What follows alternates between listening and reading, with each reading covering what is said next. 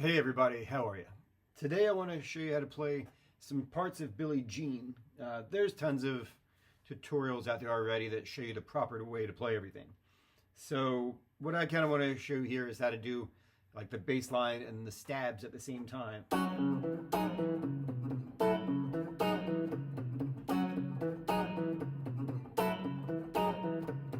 Obviously, if you're in a full band, you don't need to do all that. This is kind of for if you're sitting around and, maybe at a party or a fire or just anywhere, and you feel like playing Billie Jean and you want to look cool because you can play both parts at the same time. So I'm not going to include all those all those kinds of licks are not going to be here.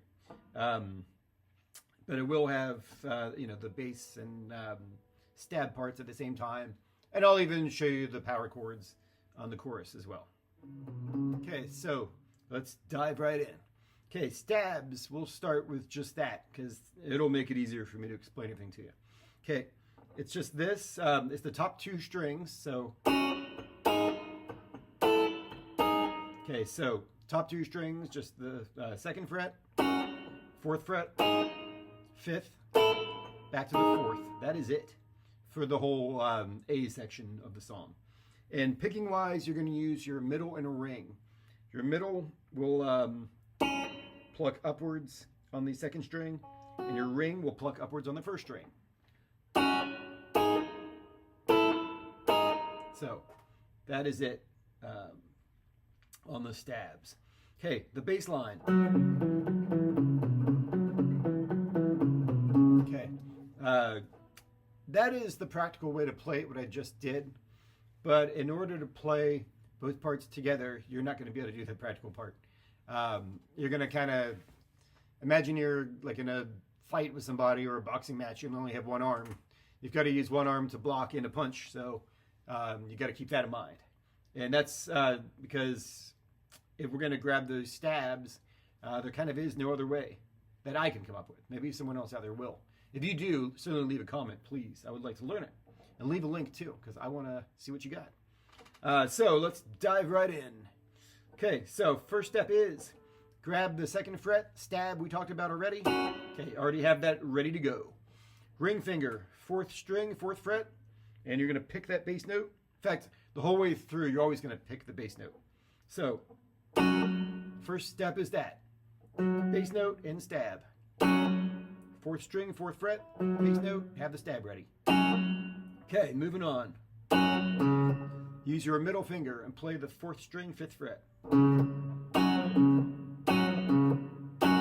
Okay, next step is fourth string, second fret. Use your index.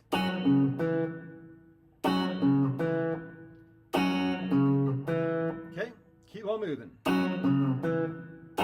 Okay, so that new little step there is fourth fret, bar all four strings. And you're going to pick the bass note, F sharp, and then you're going to, of course, bar that stab. Okay, next step is just that last part of the bass line.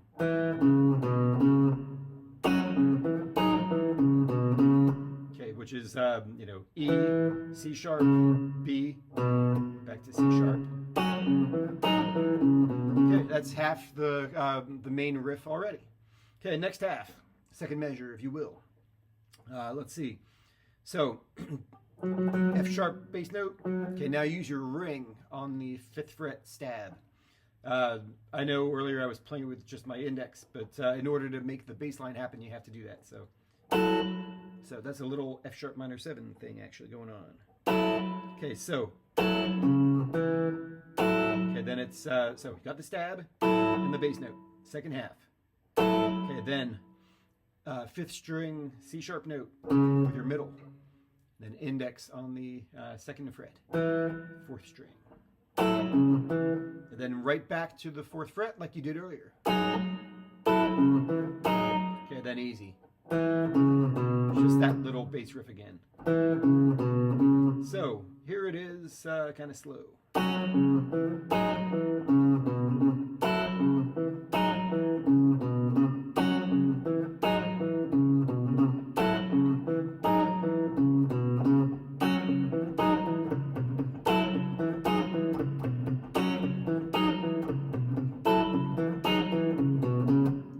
is the main riff. When I do this, I like to mute the bass pretty heavy. It sounds better. It sounds a lot more together, if that's the right word.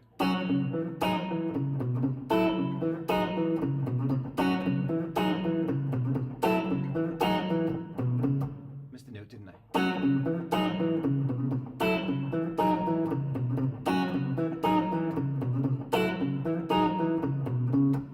And hopefully you're getting this, and it's not too hard. It just takes a little practice to put the two parts together. It makes you kind of feel like a piano player.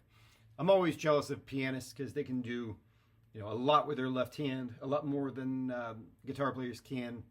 Playing fingerstyle stuff. I mean, sure, you can do classical guitar kind of arrangements, but they got 10 fingers they get to work with, so that's pretty cool. All right, it's time for the next part. I guess, what's he say? Remember to always think twice, that whole thing. Okay, so it's based off a B minor chord. 7th fret, top 3 strings. Pretty easy. Okay, bass line is the same thing, just moved up to the 7th and 9th fret. And this is actually, easier than the previous section.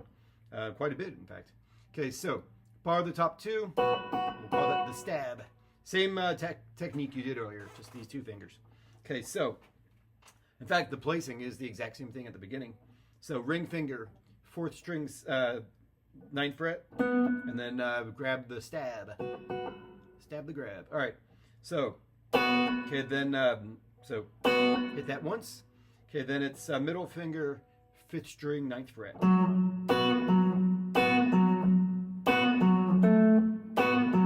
Then just the good old bass note, 4th string, 7th fret, A note. Okay, then here's the hardest part. It's not even hard, I promise. Okay, just, it's actually the same thing you did at the beginning.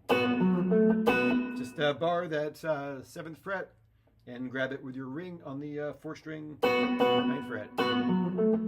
I guess it's because you have to kind of bar more than you did earlier. That's why I'm saying it was harder.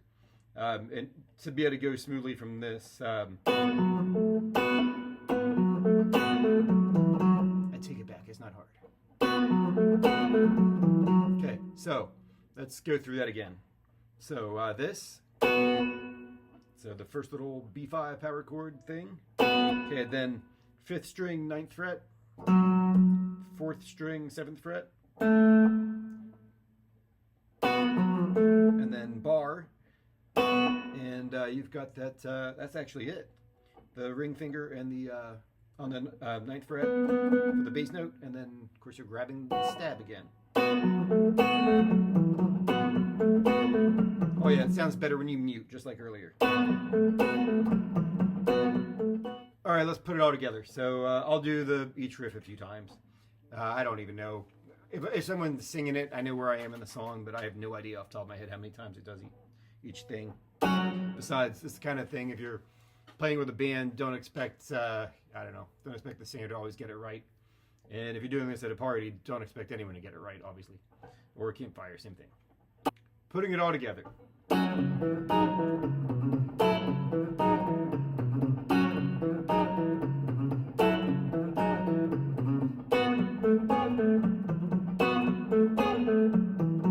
Alright, you get the idea.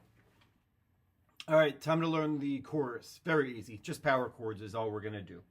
Okay, so I'm not going to over-explain power chords either. Okay, so each of these almost all of them are just whole notes. So D5 power chord, 5th and 7th fret right here. And you got the tabs right there, don't you? 2, 3, 4. Then it's F sharp 5. 1, 2, 3, 4. Back to D5. 1, 2, 3, 4. Back to F sharp 5. 1, 2, 3, 4. One more time of everything we just did. 1, 2, 3, 4.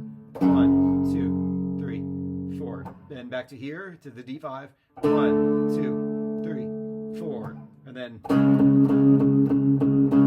so just take that D5, slide to your left to fret, and you've got C sharp 5 and 8th noted 8 times. And then you're back to this. So that is the next section of the song.